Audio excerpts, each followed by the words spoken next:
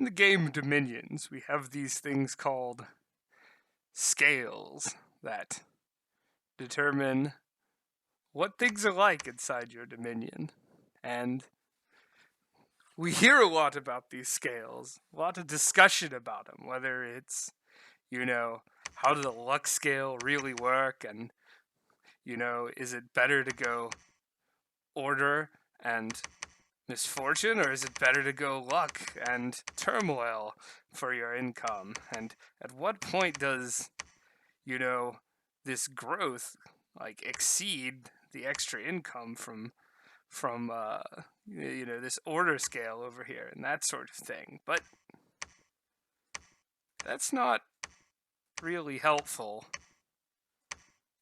for how these work in game, because you take scales as part of a build and you don't take them in a vacuum. So,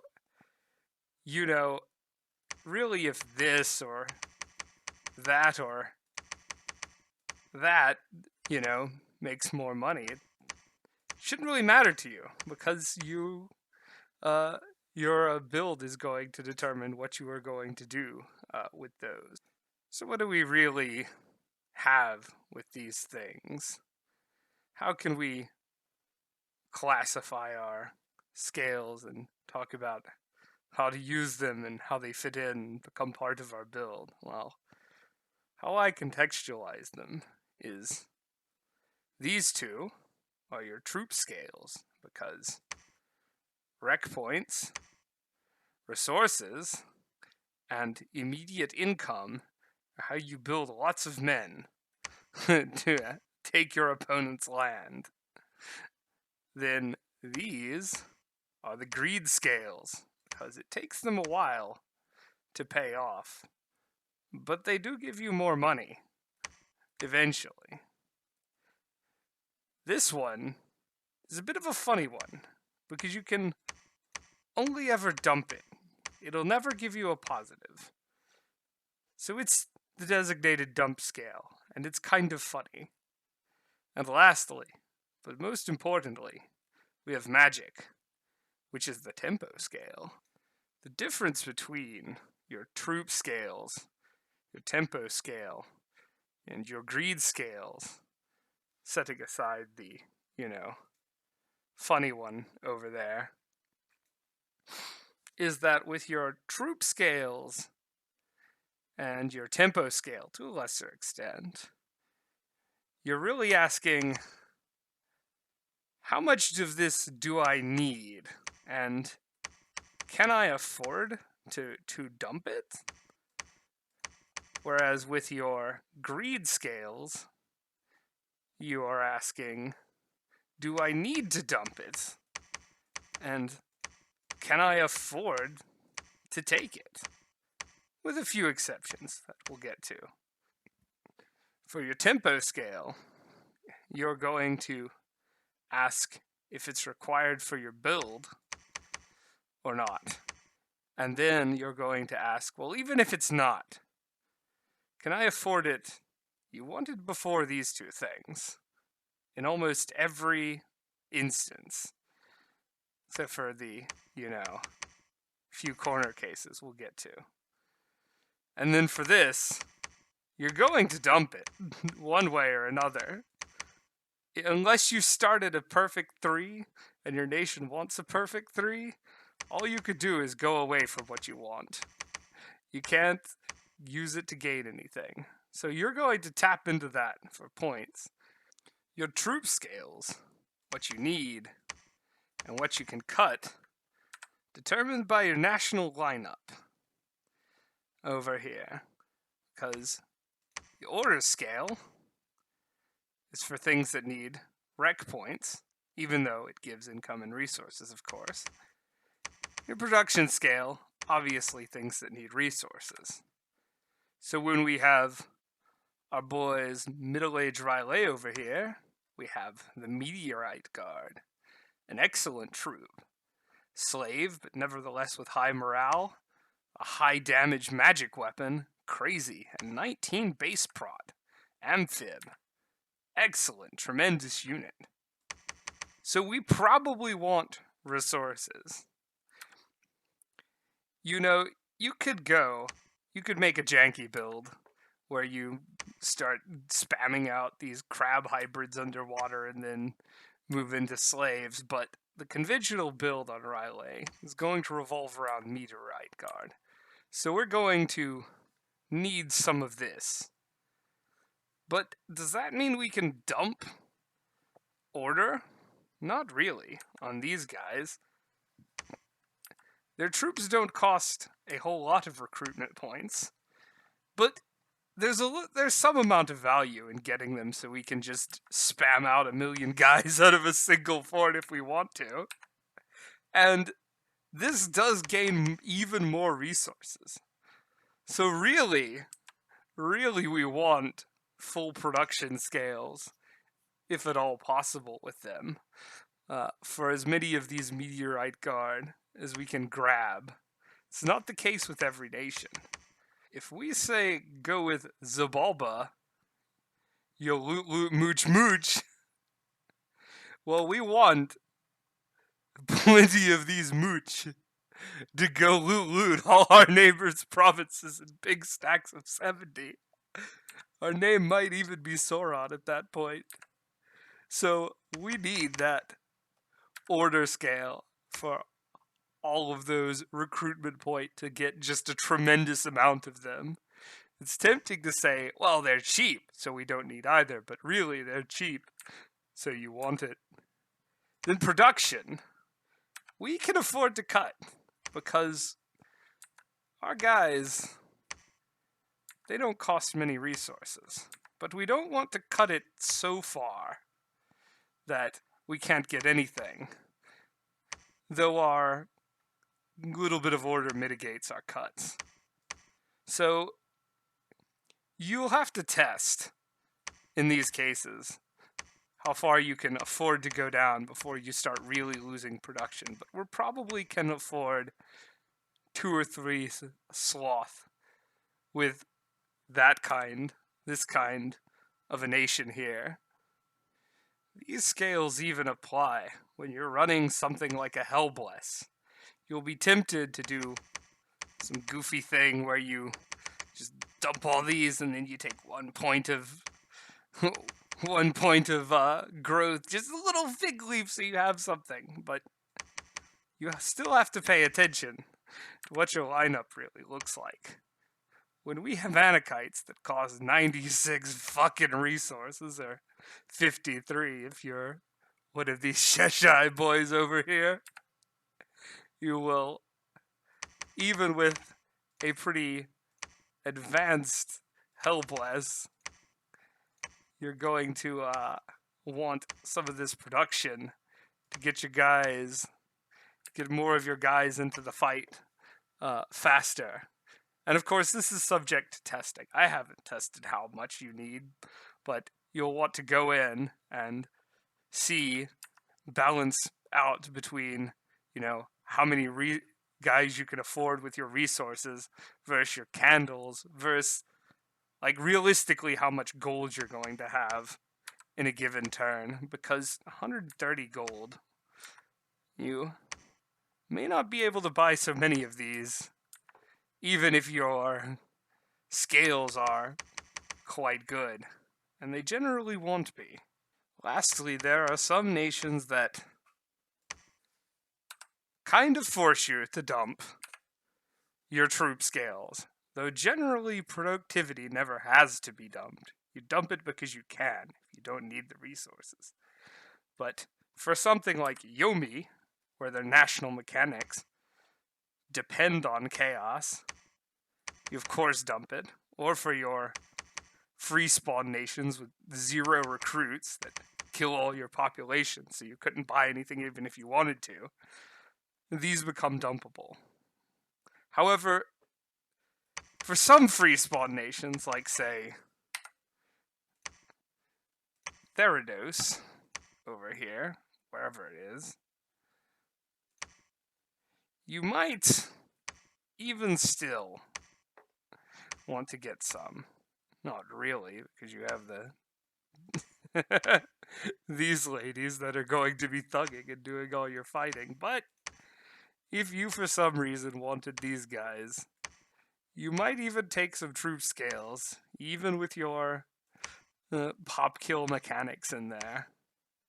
Or if you're doing some kind of whack disciple thing where you take Pop Kill Nation as your pretender and then give him some fucking death capable disciples to remix the nations a little bit. You know, it could be a corner case. Your next scales category are your greed scales. These are your growth and your luck. And I call them greed scales because they give you a lot of good stuff, but they don't actually make you like troops immediately, nor do they increase your tempo. They just give you money and gems and sometimes presents, whereas, dumping them, ew, it makes you feel bad, and maybe you cry a little bit, and maybe barbarians come and sit on your house. So that's for that reason, because they are gold only, and you never need them, with a few exceptions. Almost none, but you almost never need them for a build. You may want them. You almost always want them, but can you afford them? Sometimes you can, and sometimes you can't. So your real decision here with these greed scales is, can I afford it in my build? If we are man here, we need lots of these resources and lots of production, and we could probably go down on here, but we'll leave it all high. We, want our research. We want some strength for our big swordsmen to bink and bonk people. Some giants maybe. We want some magic weapons, so we're not going to, so we don't get rolled by the first person with body ethereal. We're going to grab ourselves some major poison resistance. We could have grabbed unaging there if we really wanted to, but whatever. Not that important. So you see, a little bit of a candle for the sacreds. So you see, we don't have many points left here. Because this is really a dump scale. We can do this, and then go up these, grab a little more there, give ourselves some growth, some greed here, and some luck here, because of our national heroes are kind of important on man. More, shit. So you see, what we did was we got what we really needed in the build, and then we decided, okay, can I afford these greed scales? Other times, maybe you are defense stacking on your sacred cavalrymen, which you want lots of, and you want lots of those resources and recruitment points to purchase piles and piles of them. So you end up having to dump these greed scales some. And you know what? That's okay. Because you're doing it for your build, not for no reason or for money. You could even do this and this. Then last, there's a few corner cases that can really, affect these things. So, a corner case that affects the misfortune scale is your fortune teller stat right here. Each one of these guys has an independently rolled 10% chance of preventing a random event that occurs in a province that he's in. So, fortune teller makes it even cheaper to go misfortune, which is so cheap that some people consider it a free scale and then complain when they lose 3 provinces to barbs in year 1. But that's how it goes. The other thing is your national heroes. And lots of people spend lots of time analyzing them all in great detail, but for making a build, it's really a binary decision. Do you want them or need them?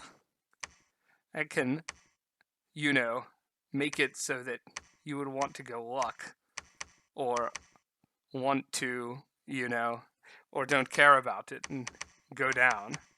So with man, that we were talking about earlier, they really, really do want Mirrodin to show up, because he breaks them into astral, and can even give them astral mages, which is really good on your late game free communions.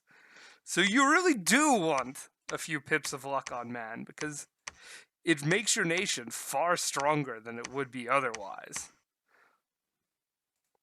But one thing you'll notice is that I haven't mentioned these supposed combos and non-bows between your troop scales and your luck scales, because if you don't need recruitment points, it's perfectly permissible to dump Turmoil Misfortune to give you the points your build needs to function, especially if it's going for something like a Hell Bless. And there's nothing wrong if you have points to spare for going Order and then Luck. It's a very slight nerf, but if you want luck, if you want luck, you're doing it because you want those heroes and because you have points to spare, whereas you're going Order because you need it. It's almost never worth it to do these very silly things where you're trying to maximize your income by going, oh, what if I try this build on man? Woo-woo! Big money hundreds! Yeah, you don't get to recruit your slingers in all your off-fort provinces. You don't... Stop. You're being silly. You're... Just stop it.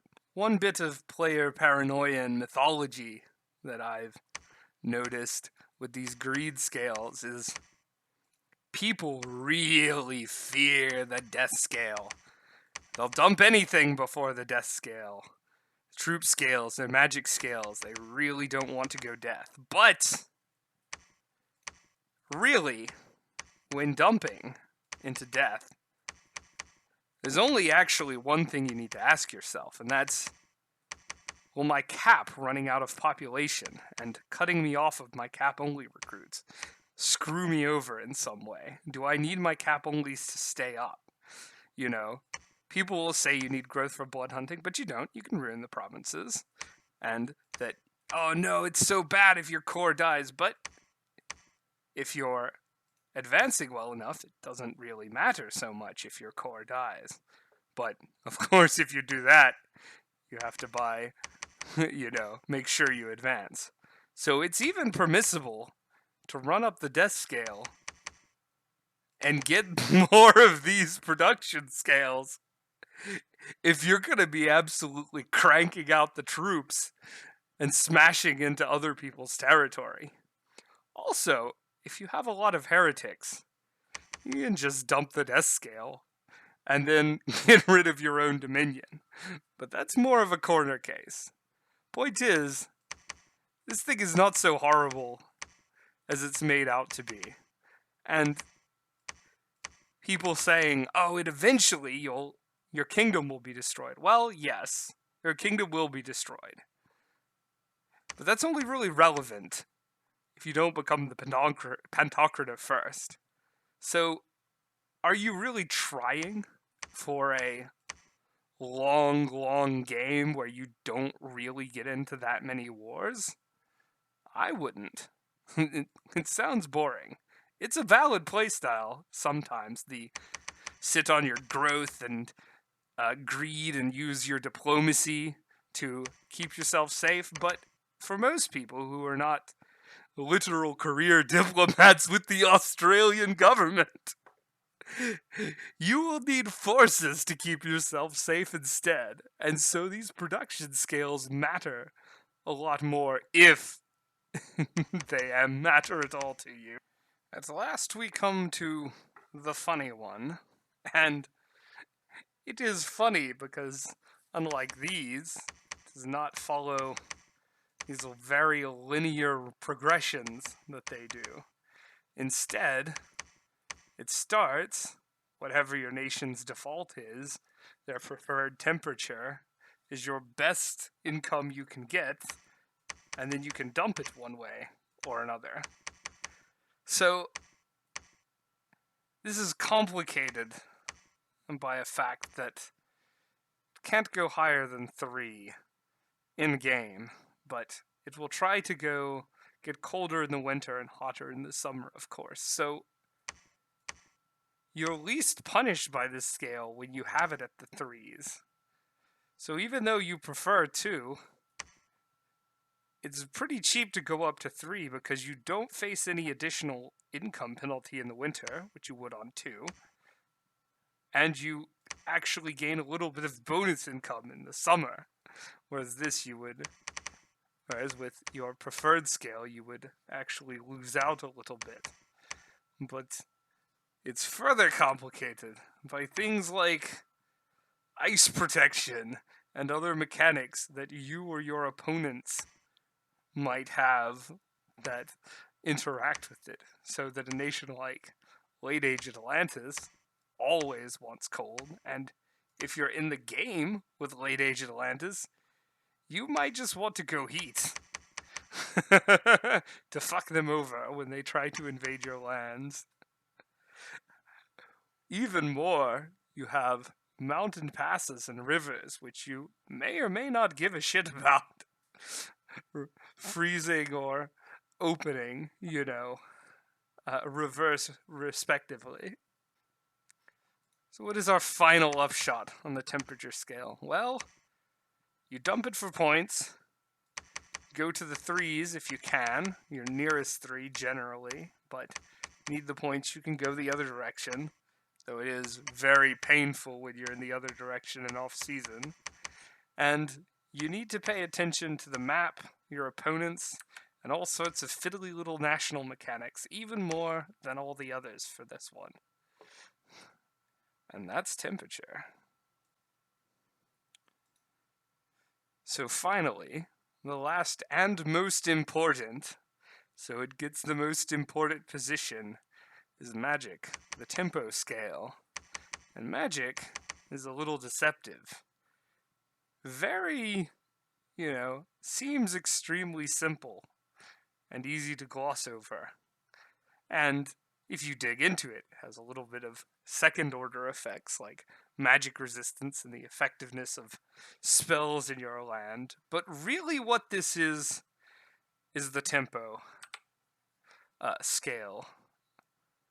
Dominions is a game where much of what you are doing is determined by spells outside of the early game. If you don't have some sort of hyper-competitive Hellbless, your magics are going to generally determine how effective you are. And furthermore, your magics will determine what stage you are at in the game, and they even might make it so that your opponents cannot fight you in a fair fight. If you have something like, say, Fog Warriors, and they don't have anything that can deal with that, really. They don't have anything that's on par with it. You might end up in a situation where you can fight any real battles and they just have to be reduced to rating until they research up to meet you. So, in that context, these extra research points, all your mages being slightly more effective in the lab and research, in addition to being a stealth money scale, because you need fewer of them to get where you're going, it is the only scale out of all of these that directly affects the tempo of the game. Something like this or this might indirectly affect it when you build more labs and buy more mages, but this, from the start of the game, if you're buying mages early, and most people do, because most people aren't that hard up for command points, will, from a very early stage, give you these initial research points and additional research points on your mages, which are going to make you faster to hit your power spikes than your opponents. So as Bagaris, we've got this power spike where we hit Alt 3 and especially Alt 4 with Body Ethereal, where we can pump up our troops to be nigh unkillable to the enemies and just run them over. And if they don't have magic weapons in their build, they're going to be very weak and they're going to lose a lot of guys. So this ends up being very, very important. And then dumping it, because you are actually slowing down the pace of the game for yourself, is very, very expensive. And I'd only really recommend it in a couple of cases, like with a big Hellbless. Now, of course, who your mage core are affects that. If you are someone like Marverni, with your very cheap little research mage for 45 gold and 7 research ability of my oh my, this gets even more powerful as a scale. But you shouldn't rely on your chief researcher to tell you if you want it, because everybody really wants to speed up their tempo. Conversely, when you have these big, expensive mages with lots of research points, it does take the sting out a little bit, but you're still putting yourself behind, so you still really don't want to, though it is a little less devastating if you need it to make your, you need the extra points to make your build function. Still, it's not recommended. Lastly, there's a bit of a fucking problem with me clicking around, holy shit. Lastly, on the tempo scale, there is a little bit of a problem, a little bit of a, misconception within the Dominions community. I'm sure that's very shocking for you to find out I believe that. Which is that if you are a nation like Late Age Man, and you have these mundane researchers that don't lose their research in drains, well, that means drain is a free scale, and you just take a bunch of points and put it into something else. But that's not exactly true. It's true that you don't get anything from going to 0, and that you might as well be at 3 drain if you are at 0 magic, but you still gain tempo going up the magic scale. It just means that each of these points going up has an opportunity cost of 120, the cost of 3 scales, in addition to its normal cost. So 3 magic is effectively costing you 6. That doesn't mean it's untakeable, because you still will gain quite a bit of tempo off of a mage like the Magister, or even your main guy will become quite a lot more effective by that. But you're paying a more expensive price for it. Though, if you're tempted to think of, oh yeah, just drain 3 points, you must consider, well, what are we putting our free points into? And is it worth the tempo if we are, say, doing something like pumping up our great swordsmen, which are not the most effective sacred in the world, though they certainly do bonk some people. They have their uses, but they're not a Hellbless candidate, so you have to be aware that that's the sort of cost you're paying when you go drain. It's not a free scale, and you don't just brainlessly take it when you have mundane research.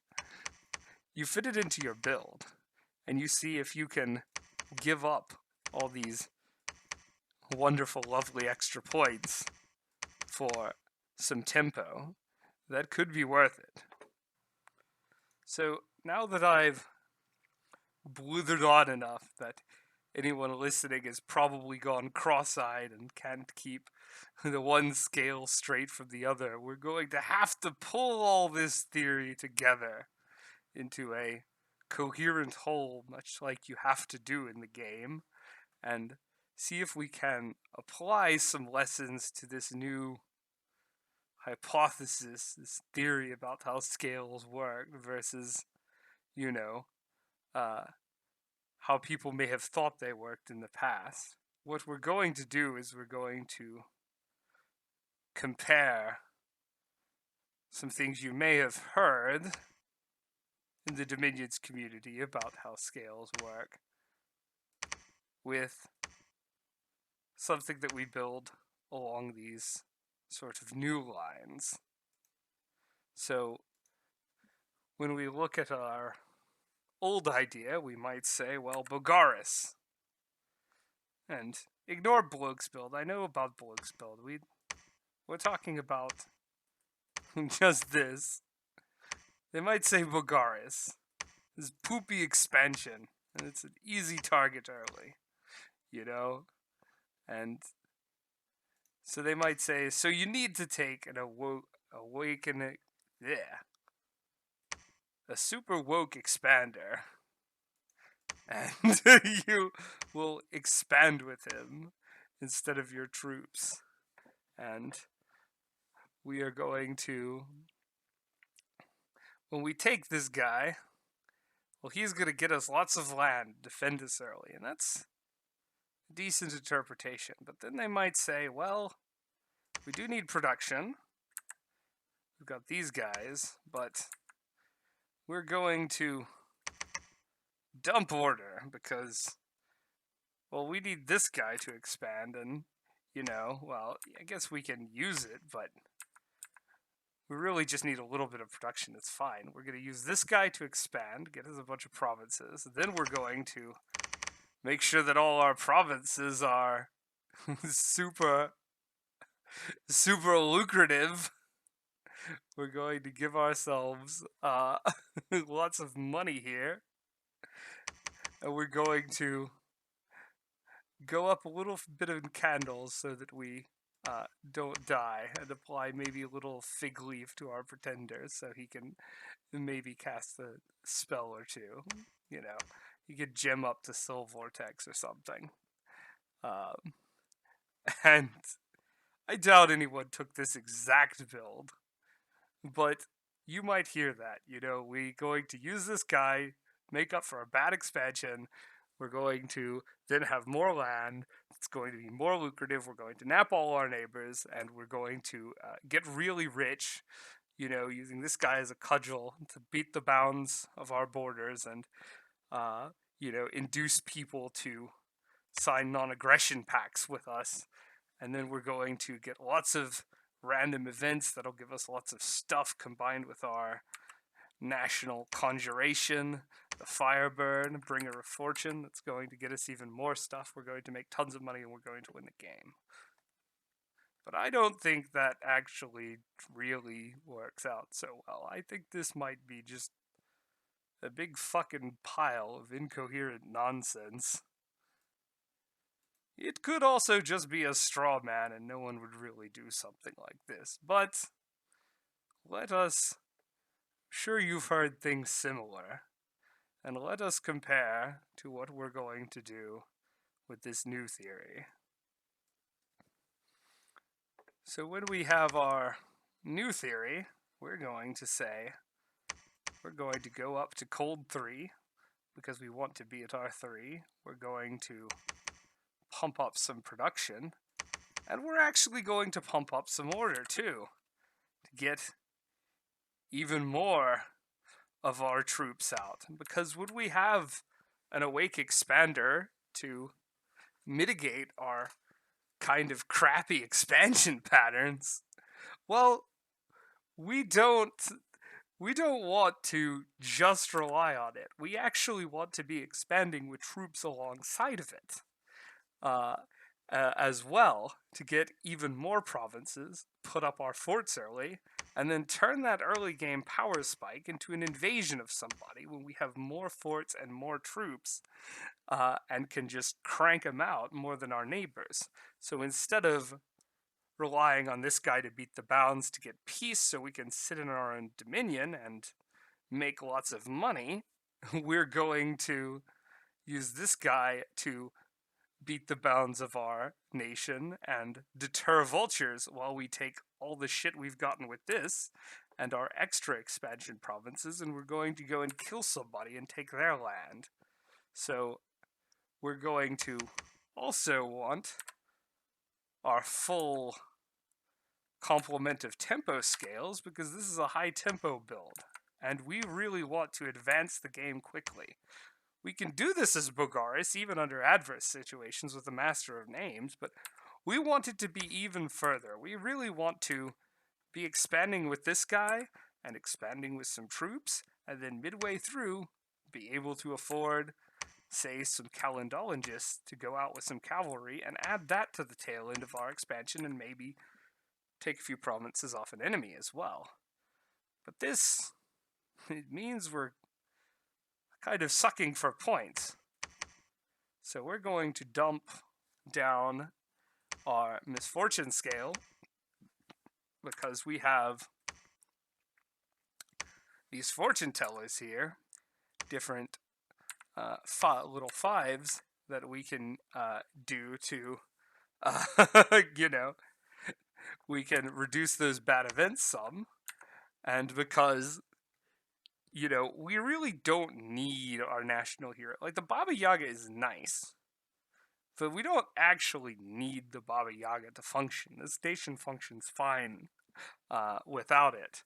And we would rather have the tempo than really anything by this we can mitigate. So we do this, and then, we add our, whatever our little fig leaves are, so we can, soul vortex and cast some buffs or whatever. And we leave our dominion at 2. And because we don't need these sacreds. And we can always, buy some of these guys, some of these priests 3s or 2s, to preach up our dominion where we really want it, which is going to be our forts, because that's where we're going to be pumping out our research, and it's where we're going to be, producing all our troops. If we felt really spicy, we could even go down into Death One, because the only thing we really need for our capital is the Starteds here, and by the time we can't recruit them, wow, all my build went away. Alright, we brought it all back. But by the time we can't recruit a Startets in the capital with a point of Death Dominion there, it should be pretty late in the game. And while these guys, you do want them late in the game, by really late in the game, you should have moved on to, mostly occultist-based blood economy, backed up by some big communions and mass buffs, which, while your Starteds can make lots of them, you do have every path you need in your regular-ass lineup. So you don't actually need him anymore. If you're used to the conventional logic of dominions, this seems like a big pile of shit.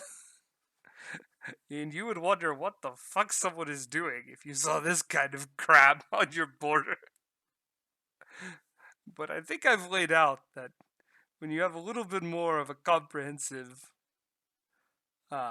understanding of the scales, or what I hope is a comprehensive understanding of the scales, and I'm not just blathering nonsense at people and causing them to lose games with fake news, then some crazy build starts to make a little bit more sense. And hopefully, this is going to be an advance and not just sheer lunacy.